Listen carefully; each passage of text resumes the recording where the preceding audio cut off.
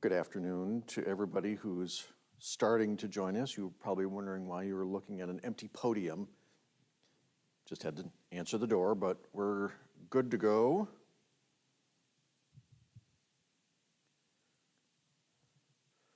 All right. Yep. I see myself. Make sure the volume is turned down. All right. Good afternoon. Good afternoon. And all right, we're going to jump right into it today. So what we're going to do is we are going to finish off our exploration of the book of Ezekiel today. And it's important for us to begin with something that is true about all of the prophets. And that is, for all of the what can sometimes feel like doom and gloom, right? Yeah, just like, oh, it's unrelenting about how bad Israel has been, or what this particular thing is, or what's coming, what the prophet themselves are facing. What's fundamentally true about all of them is that there's hope.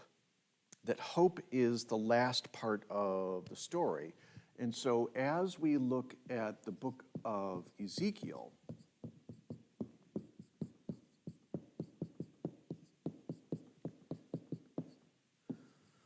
what is true is that the main three parts are the oracles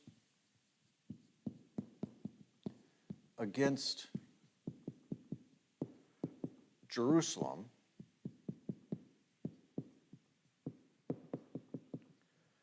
the oracles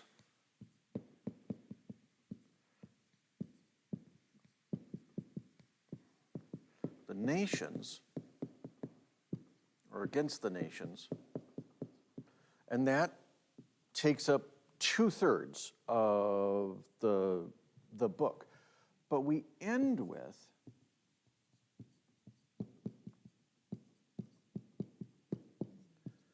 the oracles of hope. And that's really important, that even Ezekiel, for as, in some ways, both doom and gloom, but also bizarre and odd, and strange and weird and all of the rest, he still is going to land this entire book and ground it in the fact that God is still God. And that means there is still hope. That even in the midst of a kind of self-imposed disaster, which is what the exile is, that they've gone down the wrong road, they've done all of the wrong things, they continue in many ways to do the wrong things, and if they don't really get, but even through all of that, we get one of the most evocative images from this part of the book of Ezekiel. And we'll talk about that in a little bit, but it's one that really takes on additional weight now that we have kind of walked with the people of Israel, through all of this. We've seen them, get taken off into exile, first the royal family and some of the main leaders like Ezekiel himself, and then everybody else. And now they see that they've done so many things that God's like, well, I thought it was only going to be a generation that you're going to be in exile. Now it's going to be 70 years. Nobody's coming back.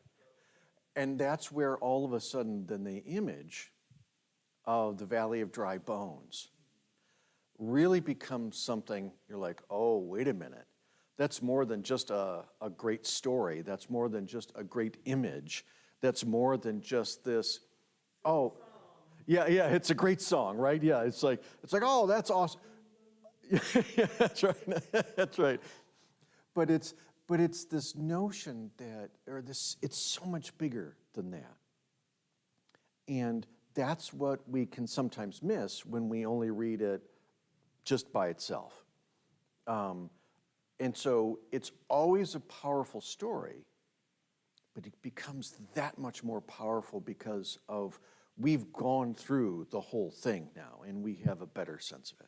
And so what I want to do today, for those of you who are joining us, is, and for us here, is we're gonna work through the last little bit, and we're gonna start.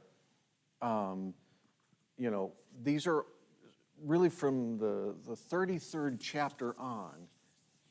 The story turns.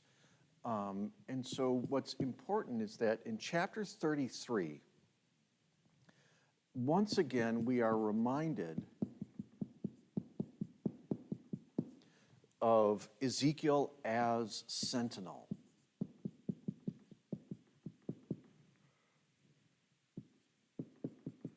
And this really is of fundamental importance because Ezekiel's the one standing on the border, waiting to see what's coming, and is the one responsible for making sure that everybody knows what's coming, that nobody is surprised, that nobody is startled, that if something bad is coming, it's his responsibility to let everybody know, and so that they can get either turned themselves around or prepared or for whatever it is. But this notion, prepare for the worst. But they've got to know it's coming, right? And so the prophet's job, at least for Ezekiel, his job is to stand as the sentinel. And it's God who appoints him to that position, right? You're the sentinel. You're the one who's going to do this. And it's not like Ezekiel volunteered for this. It's not like he said, oh, yeah, this is a great job. God puts him in place, and Ezekiel's like, okay, this is what I have to do. This is where we are, this is what has to happen. And that's really important, but it's also that job, right? We hear it in the beginning of the book of Ezekiel. We hear it repeated now. It's his responsibility. It's the responsibility of the sentinel to make sure that people know what's going to happen, even if it's bad news. Probably even especially because it's bad news. He's got the responsibility. He's got to step up. Right, yeah. They kill the messengers, the prophets, right? Jesus even talks about the fact that the prophet is not welcome in their own hometown. But somebody's got to do out there. Yeah, and people don't want to hear the bad news, and that's why but shooting the messenger doesn't make the bad news disappear. It increases the bad news. Congratulations, what you've done is essentially you've just made it worse, because you've pretended like, if we just close our ears and close our eyes and pretend that it's not there, then it won't be a problem, right? Yeah, and then the monster eats us, and that's the way that is. So this is what's going on. Ezekiel's job, his responsibility is clear, it's present, and he stands up and does the work, even though he knows he's putting himself in the hot seat. It's like, congratulations, but there he is. And then what's interesting is that he's reminded that he's the sentinel, and then in chapter 34, it's right back into it. He's right back into saying he's going to condemn the shepherds of Israel, essentially the kings. He's going to say, you led the sheep astray, you misused the sheep, you scattered the sheep, you've done all these things that are just opposite of what a good shepherd king should do. You got to get back to doing what David was like in his first, in his early years, in the beginning. But you got to get back to that. And every king needs to remember that particular ideal and to put that back together. But what's interesting is that Ezekiel says there's only one good shepherd, and that's God himself, right? God's going to bring the sheep home. God's going to gather the dispersed and the injured flock, and he's going to bring them all back. And then when we get going, once Jerusalem has been restored and the temple is rebuilt, then yes, there will be a new shepherd, somebody like David. And we're going to start to hear this language coming out of the prophets that There's this Messiah that's coming, right? It's not used here, but that's certainly insinuated into all of this. But what, of course, does Messiah mean? Simply, a Messiah is one who is anointed, right? One who is anointed, one who is given the job and takes that responsibility. And it's an interesting thing. Just this last Sunday, we do this every second Sunday here at Genesis, we do anointings. Anointing means that you are sealed to go do the work that needs to get done in your personal life and in everything else. It's so that you know that you are God's and that God is sending you out into the world to get things done. And that's true for all of us who are just the regular everyday folks. And for Ezekiel, he's saying to the kings, this is your responsibility. This is who you have been set apart. This is what you've been set apart to do. And so your responsibility is clear as crystal. Lead the sheep. Tend the sheep. Feed the sheep, right? That's the responsibility of the good shepherd or of the shepherd. And so it's real clear, right? No more of these kings that are dividing the flock or abusing the flock or, running half the flock off because he doesn't like them. Your job is to draw in, to bring together, and to protect, right? All of them, all the time. And that's the job. And so God's going to set up a new covenant with the people, and God's going to make it clear that all that old stuff that we've been doing before and it wasn't working, you got to stop doing it. It's all going to come to an end. It's got to come to an end. And so when we start talking about what happens next in the book of Ezekiel, which is that we're going to start to see the new Israel.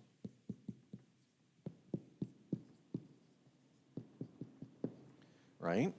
The new Israel. We're going to see this for a number of chapters, and it starts with redemption. Just as in the early part of the book, God told Ezekiel to prophesy essentially against the mountains and said, even the landscape needs to get cleansed and changed and all of the rest. The new Israel starts with everything. It's not just the city, it's the whole thing. And this is where redemption is going to begin. It begins with the land itself, from the mountains to the rivers to everything else. This is not just about one component part of creation. It's got to be a whole new creation. But instead of God wiping the earth clean like he does with Noah, because he promised that he would never do that again, this time it's got to be this clear understanding that we have to change. And that means how we do everything from start to finish. And this is where, interestingly enough, it's in chapter 37, in this midst of the discussion of the new Israel, that we get the story of the Valley of the Dry Bones. And this is one of the most beautiful and evocative and important stories in the whole of the book of Ezekiel, right? By this point, the picture is particularly clear about what we're looking at. God takes Ezekiel up and looks out at this valley of dry bones. And now all of a sudden when we think this is the whole house of Israel, we're like, oh, now we get it. This is the whole house of Israel in exile. And even then, we knew that before, but now it just comes so much sharper into focus because we've watched them make the mistakes, start into exile, continue to make mistakes, and see what's really going to happen. And this is, we understand. They're done. They're dry. There's nothing there. They cannot breathe life back into themselves. And that's the moment, right? When even Ezekiel realizes, like, that there's nothing, right? And when God says, mortal, how can these bones live?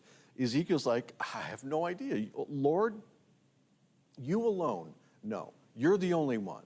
You get it. Everybody else, we got nothing. And God's like, right, that's the point, right? And so the word that keeps being used throughout this particular story is the Hebrew word ruah, and it's spirit, breath, or wind. And it's if God's not breathing into us, we can never be restored. It's not going to work. It's not going to happen, right? Without the animating Spirit of God, we're dry. We're dead, and it's never going to come back. And that's really hard for us to hear because we're particularly self-reliant. We're self-made, or so we think. And so we keep telling ourselves, no, this is not about God, this is about us. And God's like, you forget who gave you the breath of life in the first place. Adam's only animated because God breathes into him, right? That's the way that this works. And so the whole beautiful story and frightening story of the valley of dry bones, and that even when they're standing upright, even when they have muscle and sinew and skin and all of the rest, which is, you think about it, this is just an image that sticks in your mind. Until God breathes into us, until the wind blows, right? The pneuma, right? Until we take that first breath, we're not alive. It's an interesting side note, just to kind of think about it, is that they didn't believe that you were truly alive until you took your first breath outside the womb, right? That's what truly animates the spirit, is the breath. And if there is no breath, we are not animated by the Spirit. So it's an interesting thing, right? When is the child truly alive?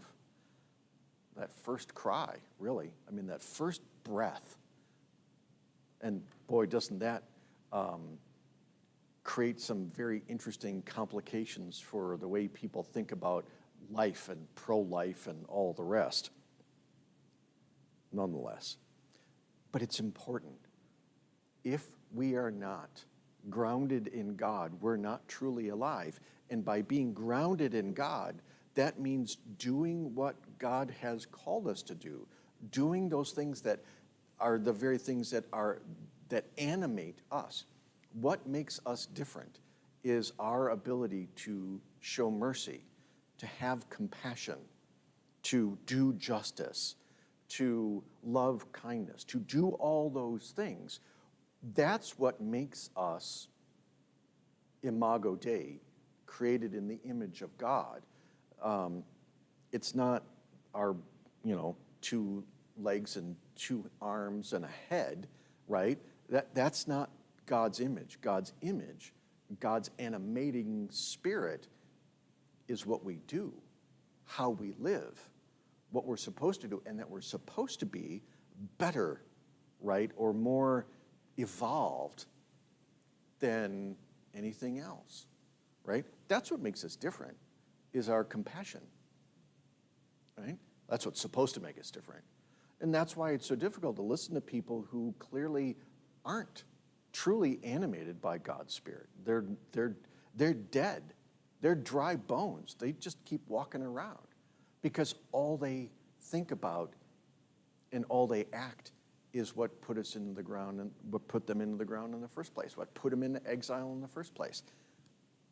A lack of justice, a lack of taking care of people who are in need, a lack of welcoming the stranger, a lack of feeding those who are hungry, and all the rest.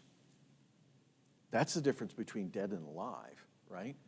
I've often talked about the fact that we make a box and that we try to stuff God or Jesus into, and what we're really doing is just stuffing ourselves into that own box. We are confining, we are compartmentalizing ourselves, and really the best box to think of is just a casket, because we're just climbing into our tombs and pulling the lid over and saying, yeah, that's it. It's safe there, but nothing happens there. So what does God do when he shows Ezekiel an entire valley of bones? Brings them back to life, right? Animates them with his spirit. And by animating them with the spirit, he's saying, we're going to start over, and you're going to do it better this time. You're going to do what you've been called to do, what you were created to do, because that's who I am, right? God is the God of love, justice, compassion, mercy, forgiveness, openness, you name it. That's who God is. And we got to never forget that, right? And so as the story goes on, as the book goes on, we move away from the valley of dry bones because they're alive now. You know, they're back, right? And they're doing, or they're supposed to be doing, what God has called them to do. All right, so as the story goes on then, right, we start to see other oracles, other stories that are being told. It's not just the valley of dry bones. We get the oracle in chapter 38 of the two sticks, which is not something that we spend a lot of time on, but it's an important one because it says something important about who the people of Israel are. On these two sticks, and that's just what they are, just two sticks. On one, Ezekiel is to write Judah, and on the other one, he's supposed to write Joseph. And then he's supposed to take those two sticks and join them into one, right? Making them one nation. And this speaks to something deeper, more profound in a sense, because the first problem for the people of Israel is when they split into Israel and Judah. When they split the nations, when they couldn't even get along with themselves, how are they possibly going to get along with anybody else? How are they possibly going to move forward? And so the notion is that the only way to move forward is to join all of the 12 tribes into one nation again with one king, not multiple kings, not all this other kind of stuff, that division is the way of the world, unification is the way of God. Bringing people together is the way of God. Driving people apart is the way of the world. And so if you're going to drive things apart, congratulations, that's what's going to happen. It's just a matter of time of how badly you can shatter something. Because again, building something or bringing people together is harder than splitting things apart or dividing people. That's just the way it is. Breaking stuff is easier than building stuff. And so, yes, and trying to fix it after it's broke is really hard, right? But there's God saying to Ezekiel, okay, here are two sticks, now you're going to put them together, and we are going to be one people, just as in the days of David and Solomon, when things were supposedly going in the right direction, right? Now, with David, yeah, right. And so that's the next thing. All right. Now, this is when we start to really get into another moment of really kind of bizarre writing, because the next oracle is all about Gog of Magog, right? Gog is a king of the land of Magog. Now, this is all more fantastical, right?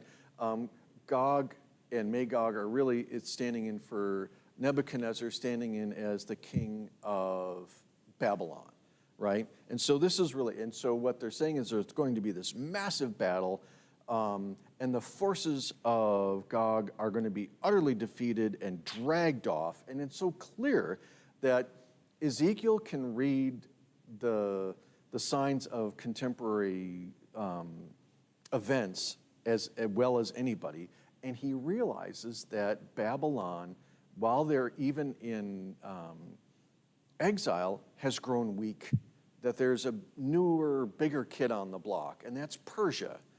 And soon, Persia is going to conquer the Babylonians, and they will read this as God's divine vengeance on the people of Babylon for all of their many and various sins and crimes and all the rest. And so there's just going to be this cataclysmic battle, and it's going to be seen as kind of this big cosmic, fight between, not so much good and evil, but those who need to be punished and those who are going to be doing the punishing. And at least good guys and bad guys, right? And so, and that the end of the story is inevitably the defeat of Gog of Magog, that he's done. It's just a matter of time. Ezekiel can see it because God has shown it to them, but frankly, it wouldn't take much of a crystal ball to realize that the Persians were going to kick the Babylonians out. They were just bigger by this point. They were stronger. They had a more efficient and effective military. They had a system that was going to last for centuries at this point. And yes, indeed, Gog and Magog are going to show up in the book of Revelation. This is where you can tell that John of Patmos had read his Old Testament scripture very well and knew this very well, knew his prophets as well as anybody. And so he uses that language because he knew that people of his day, both Jews and those who, and Gentiles, would have known the story, right? It's in Ezekiel. Everybody would have known this story. And so he uses that. He just modernizes it up a bit and says, oh, Gog and Magog, that's not Babylon, although he calls Babylon is long gone, but he's going to use it as a stand-in for Rome, right? Rome is the new Babylon. They even talk about it in those terms. And so there's a lovely connection between Ezekiel and the book of Revelation. And again, neither one of them is talking about some far off future thing that nobody could comprehend. They're talking about the bad guys in their midst at that time. And so for Ezekiel, it's Babylon, and for John, it's Rome.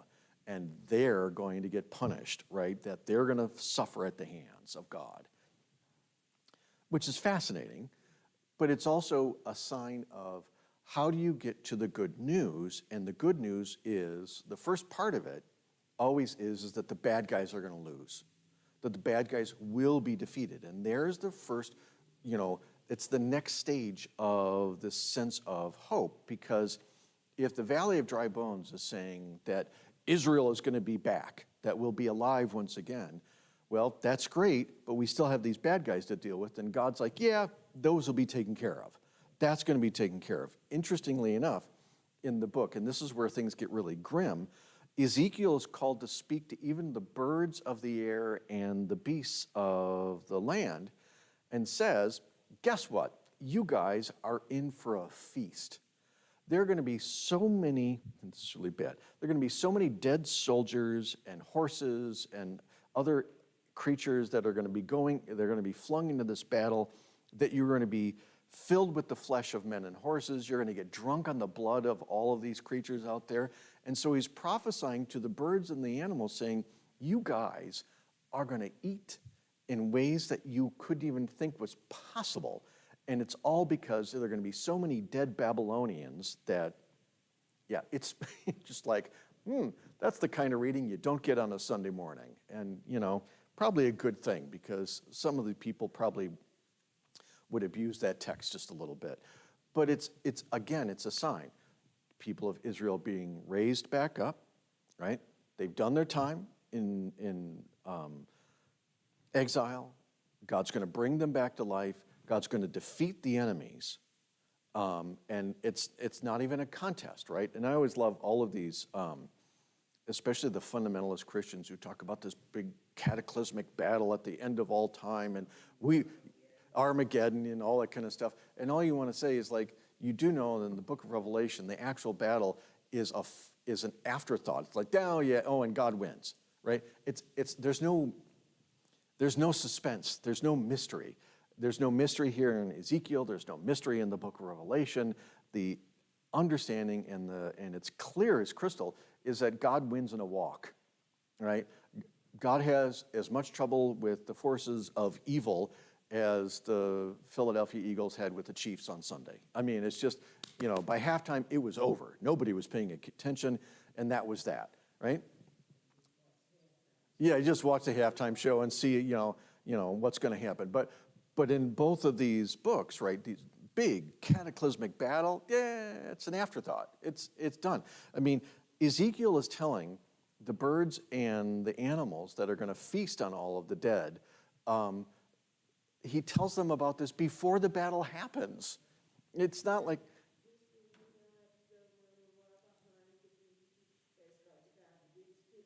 yeah, it's exactly right. It's like, congratulations, you may want to hang around for this. It's not going to take real long, and then you're going to feast.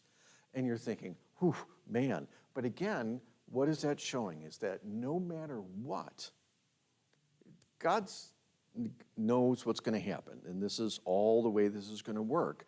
But it's also that in the competition between good and evil doesn't stand a chance. It may in the short term, right? People may do stupid, horrible, cruel things in the short term, but in the end, and this is that sign of hope, the forces of good will prevail. That's because God's the one who made the world, and God is good. And that's the way it's going to happen. All right.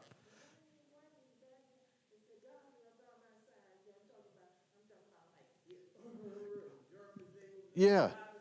Yeah, no, that's a good question. Yeah, why do the bad guys ever say that God's on their side? Yeah. And mostly they do it for psychological reasons. That if they can convince you that their victory is inevitable because God is on their side, then you lose hope, right? And the people who are the most controlling, who seem to live for cruelty and are really trying to essentially tear things down. Yeah, I would say that. Yeah, I do. I would say that, especially like our current inhabitant of the White House. He doesn't want to build anything. He just wants to break stuff. And he wants to enrich himself and his friends. And anything else, yeah. And if the easiest way to do that is to break our spirit, is to make us, feel like we've got no hope, that we can't get out of this, that we're just doom scrolling now, and there's nothing else to be done about it. It's a lost cause. And if we think that it's a lost cause, if we act like it's a lost cause, then that's a self-fulfilling prophecy, right? We make that happen because we take ourselves off the field.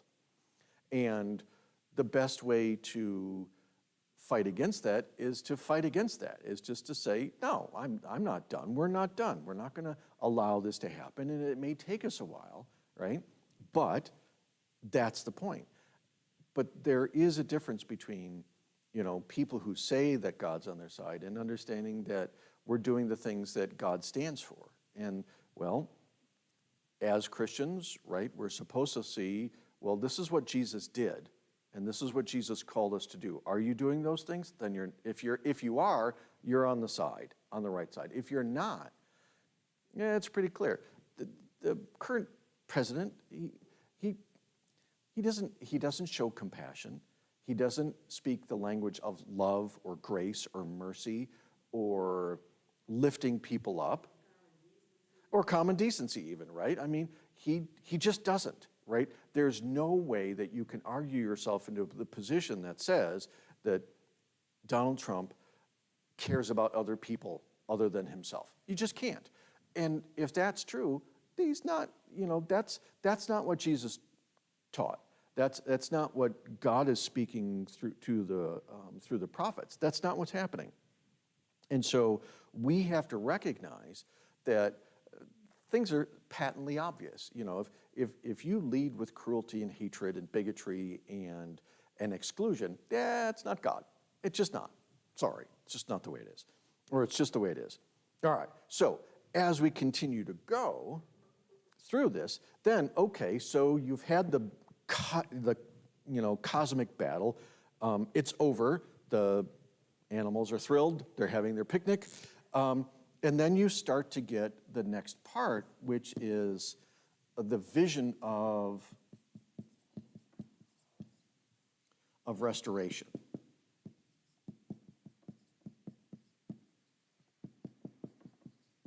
And that's what's going to happen. And this is chapters 40 through 48.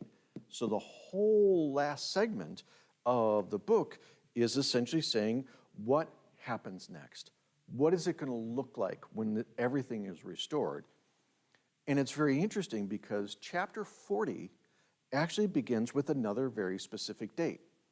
Remember that in chapter 1, we are told that, for the book of Ezekiel, it starts in Ezekiel's 30th year, essentially. And it's a very specific date in 593. Well, this is a very specific date of April 28th, 573. So Ezekiel's been in this for a long time, and this is his anniversary of being in exile, essentially. And he has lived through all of this. He has seen all of these visions. He has told the people what they need to do to get themselves back. He has been in relationship with God as a prophet for these, probably a total of 25 years, all told. And now he is transported up to the high mountain, and one of the heavenly hosts, a guy who shines like bronze and carries a linen cord and a measuring reed, is going to describe in exhausting detail the new temple. I mean, you're going to get the whole architectural plan. You're going to get drawings and the images. You're going to get the scope and the size and the shape. It describes the new temple in all of its glory, and it's a massive place, right?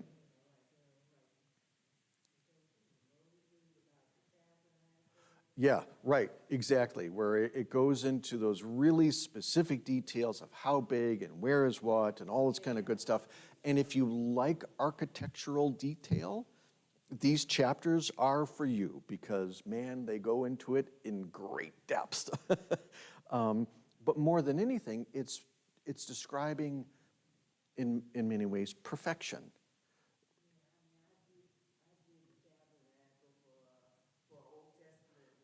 Oh, sure, yeah, going through, through the whole details of it, yep. And so this is essentially saying, so what does the outside look like? What's the surrounding areas? What does it look like inside? All the different things. And what's fascinating is that this is, in many ways, a description of God's returning the people to glory, right? That this is, and in fact, we even see God returning on his chariot, throne kind of hybrid thing. But what's really interesting is what God starts to tell Ezekiel about what's going to happen next. Here's the big building, here's the big description, this is an amazing thing, but what's fascinating is that the temple will only now be only for purely religious purposes. No more secular authorities. The king doesn't have any role in the new temple, which the king used to, right? It used to be kind of a blending of church and state. And in this case, God's like, no, that was a bad plan. That didn't work. And so the king, you can come and visit, but you have no role in all of this. Right.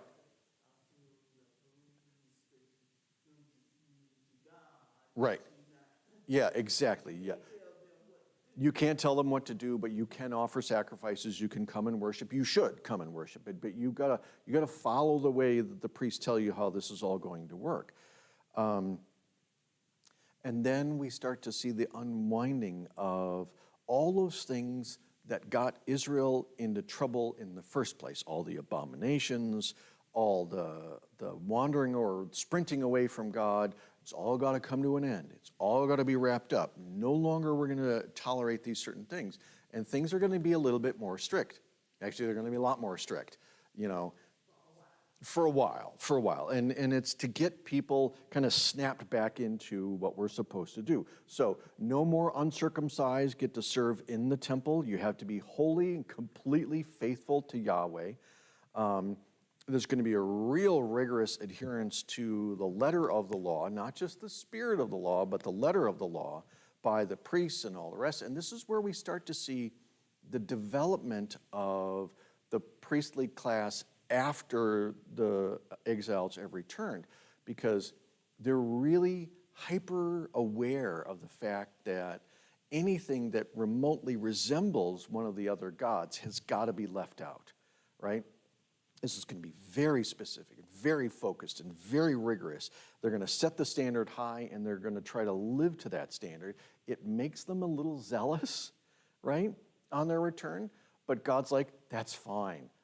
A little zealousness right now is a good thing. This is what you need to do in order to actually make it this time. And then the final chapters of the book are exploring details of laws of inheritance and weights and measures, the festival regulations, regulations regarding princes, the temple kitchens, you name it. It gets into all of the details, kind of like, the description of the tabernacle and all that stuff. In the festival regulations, it was one of those things that Denise and I were talking about. She goes, oh, that's awesome stuff, because it starts to talk about liturgy and all the other kinds of things. And it's amazing. It's very exhaustive, right? This is not something that you read in the assembly, because it's not the most riveting stuff, but it's all details that point to this larger reality of what it means for the exiles to return home and to rebuild the temple, right? This is a fundamental, this is where God is, right? And this is where God has always been. It's just that you folks forgot. Yes, yeah. Because again, by the time we get, Jesus rolling around, the temple is, they're right back into the soup again. They're right back to doing the things that they know they shouldn't do, but look, there it is. The last two chapters then is describing the sacred river, that all of this flows out from heaven, essentially, that from the throne of God issues the waters of life, and these waters are so life-giving that they'll actually even bring the Dead Sea back to life again. That it will, which was, it's salinized, right? It's a dead lake, it's a dead sea. Nothing lives there. And they said, and there will be so much fresh water flowing from God's throne that even the Dead Sea will be brought back to life, and as an image, it's a really stunningly powerful one, because, man, now that I've actually been to the Dead Sea, there's a weird smell to the whole place, right? It's just, it's so salty that you can float in it, and you step out of it and you're like, ew, it just feels wrong. I'm not a big fan.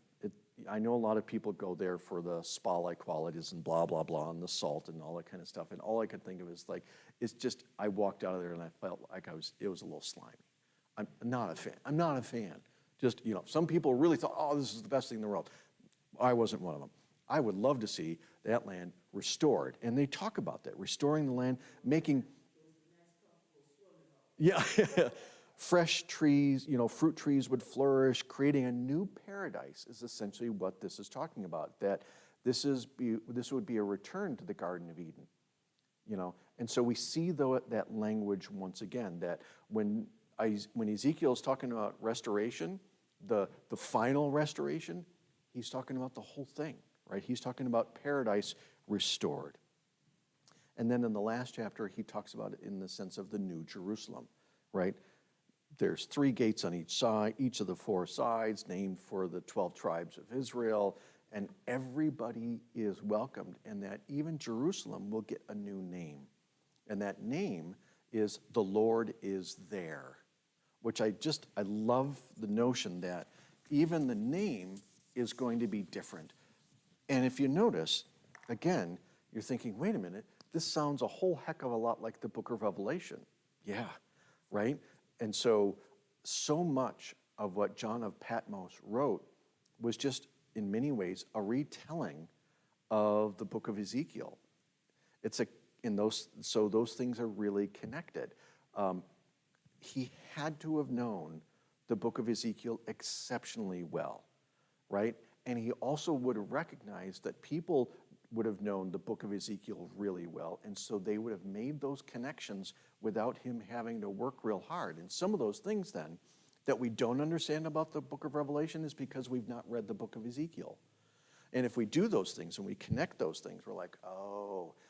And what it does is it roots the whole hope of the book of Revelation in a much older hope, that Israel will be restored, that Jerusalem will be restored, that the relationship between the people and God, especially from the people side of things, will be restored, right? If the new city in the end of Ezekiel is, the Lord is there. I mean, that's in the Hebrew.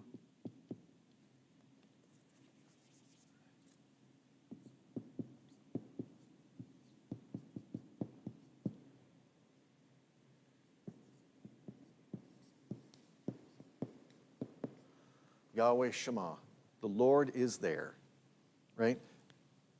Think about the hope and expectation in the book of Revelation, right? Where God is now the light of the new Jerusalem, that God is present in the city. Then think about what Jesus is called, Emmanuel, God with us. And you start to see how all of these hopes and expectations are an old thread, a golden thread that reaches all the way back to creation itself. This isn't a new story. This is the story being told again because people forget. We're a forgetting people. There was a wonderful sermon that I remember Denise preached long ago on, when I think it was Easter Vigil, and she talked about the fact that we're a forgetting people. We forget what God has done. We forget where we've been. We forget what we've been called to do. And this is a reminder, right? The prophets are there to remind the people of who they are and whose they are. Jesus then is that next prophet, but more so, that says, yes, this is who you were meant to be. And when you go off and you do these terrible, cruel, bigoted, exclusive things, it's because you've forgotten who you are. When you remember who you are, when you're brought back to God, then you're like, oh, this is who we're supposed to be. The book of Ezekiel does just that, right? Book of Ezekiel does just that. And it makes so much sense that others are going to build on Ezekiel's writings throughout the New Testament era because it harkens back to the oldest of hopes. And that's where we started with. The prophets fundamentally are telling a story of hope, that if we can get our acts together, follow God, if we can be faithful to the covenant that God is always faithful to, things will be better, or things will go better. Not perfect, but better.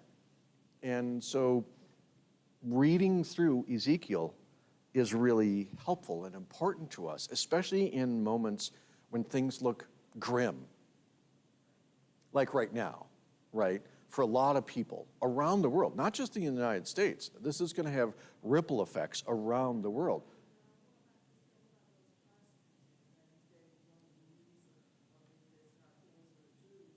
Yeah.